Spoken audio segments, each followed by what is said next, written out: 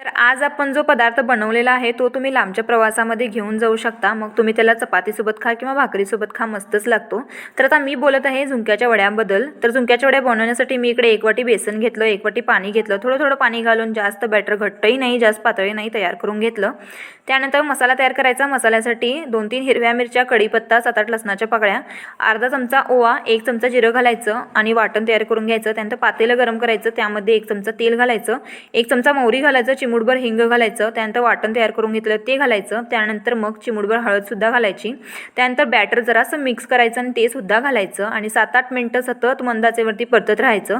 त्यानंतर एक प्लेट घ्यायची, प्लेटला थोडंसं तेल लावायचं आणि ते सगळं पीठ जे आहे प्लेटीमध्ये घालायचं आणि मग त्यानंतर हाताने थोडं थंड पाणी लावून थापून घ्यायचं।